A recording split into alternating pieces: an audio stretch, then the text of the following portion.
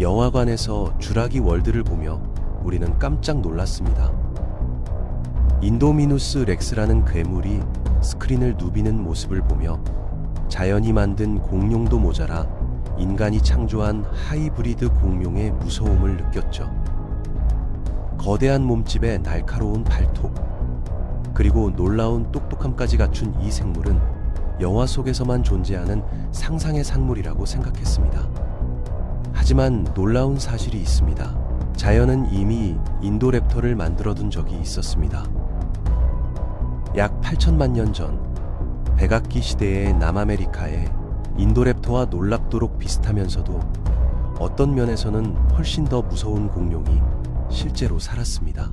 프레디 크루거도 부끄러워할 만한 발톱을 가진 악몽 같은 포식자 말이죠. 이들은 메가랍토르였습니다. 화석이 많지 않아 신비에 쌓여있는 이 공룡은 과학자들조차 아직도 정확한 분류를 두고 논쟁 중입니다. 하지만 한 가지는 확실합니다. 이들이 완벽한 쥬라기 공원의 악당이었을 거라는 사실 말이죠. 오늘은 할리우드의 상상력을 뛰어넘는 실제 공룡 메가랍토르에 대한 이야기입니다. 자연이 만들어낸 완벽한 사냥꾼이자 지구상에서 가장 오래 생존한 포식자 중 하나였던 이들의 놀라운 이야기를 지금부터 시작합니다. 2000년대 초 아르헨티나에서 발굴된 첫 번째 메가랍토르 화석은 과학자들을 깜짝 놀라게 했습니다. 발견된 것은 거대한 발톱이었는데 그 크기가 무려 30cm나 되었죠. 연구자들은 처음에 이것이 발에 달린 발톱이라고 생각했습니다. 거대한 맹금류 같은 공룡을 발견했다고 믿었던 거죠. 하지만 진실은 훨씬 더 놀라웠습니다. 이 발톱은 발이 아니라 손에 달려 있었던 것입니다. 손가락에 장착된 무기였죠. 현존하는 가장 긴 검과 거의 같은 길이였습니다. 이는 메가랍토르가 역사상 가장 긴 발톱을 가진 육식동물이라는 것을 의미했습니다. 그런데 이야기는 여기서 끝나지 않습니다. 그 후 20년 동안 이루어진 추가 발견을 통해 우리는 놀라운 사실을 알게 되었죠. 메가랍토르의 무기는 처음 생각했던 것보다 훨씬 더 무서웠습니다. 이들에게는 거대한 발톱이 하나가 아니라 두 개였던 겁니다. 두 번째 손가락에도 첫 번째 손가락처럼 커다란 발톱이 뒤로 휘어져 있었습니다. 날카롭고 매우 길었죠. 더 놀라운 것은 이 발톱들이 실제로는 더 길었을 가능성이 높다는 점입니다. 발톱은 각질로 덮여 있어서 길이가 30% 더 길었을 거라고 과학자들은 추정합니다. 세 번째 손가락도 있었습니다. 첫 번째와 두 번째만큼 거대하지는 않았지만 여전히 날카롭고 강력했죠. 하지만 이 발톱들을 정말 무서운 무기로 만든 것은 크기만이 아니었습니다. 그것을 지탱하는 구조가 더 대단했던 거죠. 메가랍토르는 튼튼하고 비례적으로 큰 팔과 손을 가지고 있었습니다. 티라노사우루스 렉스처럼 작은 팔을 가진 공룡들과는 완전히 달랐죠. 이 팔들은 두꺼운 근육으로 감싸여 있었고 뼈는 튼튼하면서도 유연하게 움직일 수 있었습니다. 무기를 자유롭게 빠르게 움직일 수 있었고 기분에 따라 칼이나 창처럼 사용할 수 있었습니다. 하지만 이것만으로는 충분하지 않습니다. 이들의 무서움을 진정으로 이해하려면 사냥 방식에 대해 이야기해야 하죠. 메가랍토르의 사냥 전략은 사냥감의 크기에 따라 달랐습니다. 공룡이 충분히 컸다면 거대한 발톱으로 공격해 쓰러뜨린 다음 작은 조각으로 잘라서 먹었을 겁니다. 이것도 충분히 끔찍하죠. 하지만 사실 이게 더 나은 편이었습니다. 사람 크기의 공룡을 포함한 작은 사냥감의 경우 메가랍토르는 훨씬 더 무서운 방식을 사용했습니다.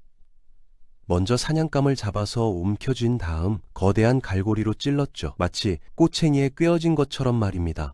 그리고 그들이 아직 살아있을 때 먹기 시작했습니다. 상상만 해도 오싹하죠. 가능했던 이유는 그가 매우 유연하고 잘 발된 어깨를 가지고 있었기 때문입니다. 포식자에게서는 특징이었죠. 움직임의 범위가 넓었고 물로 들어올릴 수 있는 능력이 있었던 겁니다. 무시무시한 발톱만큼 치명적이지는 않았지만 그들의 입도 무서웠습니다. 오히려 어떤 면에서는 더 흥미로웠죠. 대부분의 포식자가 비슷한 이빨을 가진 것과 달리 메가랍토르들은 서로 매우 다른 이빨을 가지고 있었습니다. 각각 다른 유명한 공룡의 이빨과 비슷했죠. 예를 들어 메가랍토르는 티라노사우루스에서 볼 수 있는 것과 비슷한 앞니를 가지고 있었습니다. 끌 모양이고 디자 모양의 이빨이었죠. 반면 무르사프토르의 앞니는 마치 송곳니 같았습니다. 더 흥미로운 경우도 있었습니다. 짐모사이로와 오르카랍토르 같은 공룡들은 앞면이 매끄럽고 뒷면은 톱니 모양인 이빨을 가지고 있었죠. 자르기에 최적화된 디자인이었습니다. 가장 무서운 이빨을 가진 것은 푸코랩터였습니다. 측면으로 압축된 칼날 모양의 이빨을 가지고 있었는데 이는 상어 같은 이빨로 유명한 카르카로돈토사우루스와 매우 비슷했죠. 흥미로운 점은 연구에 따르면 메가랍토르가 그렇게 강한 힘으로 물지는 못했을 것이라는 겁니다. 하지만 이빨이 얼마나 효율적으로 만들어졌는지를 생각하면 치명적인 공격을 하는 데는 큰 문제가 되지 않았습니다. 특히 손의 무기가 이미 충분히 강력했다는 점을 생각하면 말이죠. 바로 이 부분에서 메가랍토르는 인도랩토보다 우위를 점합니다. 영화 속 인도랩터의 이빨이 무섭게 생겼지만 실제로는 매우 작았고 찢거나 뚫기보다는 잡기에 더 적합했거든요. 크기 면에서도 자연이 만든 괴물이 승리합니다. 우리가 알고 있는 모든 공룡 중에서 인도랩터와 가장 비슷한 크기는 아르헨티나의 아에로스티온이었을 겁니다. 무게는 1.1톤이고 길이는 7.5m로 영화 속 공룡과 거의 같았죠. 하지만 놀라운 점은 이것이 이 가족의 보통 크기라는 겁니다. 중간 크기에 불과했다는 거죠. 메가랍토르는 훨씬 더 커질 수 있었습니다. 사실 메가랍토르의 거의 절반이 인도랩터보다 컸으며 오르코랍토르, 메가랍토르, 트라타게니아는 모두 길이가 8m를 넘었습니다. 이 크기 덕분에 그들 중 일부는 주변 환경에서 가장 큰 포식자였습니다. 그리고 일부는 훨씬 더 대단한 기록을 세웠죠. 현재 가장 호주 육식 공룡은 대형 메갑토르였을 것으로 생각됩니다. 하지만 가장 큰 멤버를 만나려면 백악기 시대의 아르헨티나로 가야 합니다. 그곳에서 운이 매우 나쁘다면 마이프를 만났을 겁니다. 이 다소 재미있게 들리는 이름은 실제로는 전혀 재미있지 않았습니다. 이 공룡은 그 가족에서 가장 큰 공룡일 뿐만 아니라 전체적으로 거대한 육식 공룡이었습니다. 발견된 뼈에 따르면 길이가 최대 10m에 달했을 것으로 추정되며 이는 가장 큰 알로사우루스 표본보다 더 길었죠. 마이프는 의심할 여지 없이 아르헨티나에서 가장 크고 가장 무서운 육식 공룡이었습니다. 이 짐승의 발톱은 아직 발견되지 않았지만 연구자들은 가장 가까운 친척을 기준으로 그 길이가 최소 37.5cm였을 것으로 추정합니다. 프레디 크루거를 포함해도 가장 큰 발톱을 가진 포식자라는 타이틀을 얻게 된 거죠. 이름도 이를 적절히 반영합니다. 영어로는 위협적으로 들리지 않을 수 있지만 실제로는 차가운 바람으로 사람을 죽이는 죽음의 그림자로 알려진 안데스 신화 속 생물을 의미하는 매우 무서운 뜻을 가지고 있습니다. 하지만 정말 놀라운 것은 이들이 달리기 시작하는 것을 보는 순간입니다. 발을 들어올리는 순간 생각보다 훨씬 빠르다는 걸 깨닫게 되니까요. 그럴 만한 이유가 있습니다. 많은 공룡은 속이 빈 뼈를 가지고 있습니다. 뼈 속에 공기주머니가 들어있었다는 의미죠. 하지만 메가랍토르의 경우 이런 특징이 극단적인 수준으로 발달했습니다. 너무나 극단적이어서 그들의 속이 빈 정도에 비교할 만한 다른 육식공룡은 네오베나토르 하나뿐이었습니다. 흥미로운 점은 이들의 뼈가 모두 이런 특징을 가지고 있다는 겁니다. 하지만 골반뼈, 척추, 갈비뼈는 특히 속이 비어 있어서 그 크기에 비해 몸이 매우 가벼웠죠. 예를 들어 메가랍토르의 무게는 약 1에서 1.3톤으로 추정되며 크기에 비해 매우 가벼운 편이었습니다. 비슷한 길이의 알로사우루스는 50% 더 무거웠을 겁니다. 더 놀라운 경우도 있습니다. 오스트랄로벤나토르 같은 종은 길이가 6m가 넘었음에도 무게가 310kg를 넘지 않았을 수도 있습니다. 이로 인해 일부 과학자들은 특정 종이 그 시대의 치타였을 것이라고 생각하게 되었죠. 이 놀라운 가벼움 덕분에 이 집단은 매우 빠르고 민첩한 사냥꾼으로 거듭날 수 있었습니다.